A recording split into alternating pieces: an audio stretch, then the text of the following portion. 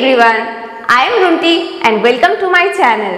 तो जैसा मैंने पिछले कुछ दिनों में शेयर किया है हेयर ग्रोथ हैक्स, आप सबने उसको बहुत पसंद किया है। सारे वीडियो से आप लोगों को बहुत अच्छा रिजल्ट मिला है।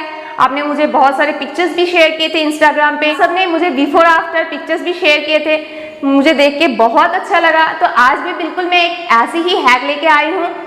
आई होप आपको ये वर्क करेगा। सो देख लेते हैं।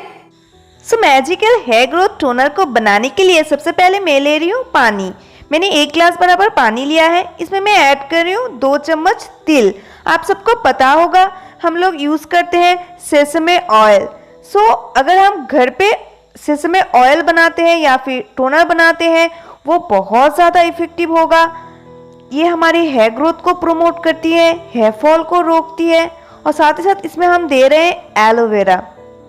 एलोवेरा के जो गुण हैं वो तो हमें पता ही है। मैं ज़्यादातर मेरे जो वीडियोस होते हैं उसमें एलोवेरा का यूज़ करती हूँ। इन दोनों चीज़ों को हमें अच्छे से बॉईल करना है 10 मिनट्स तक, जब तक पानी आधा ना हो जाए।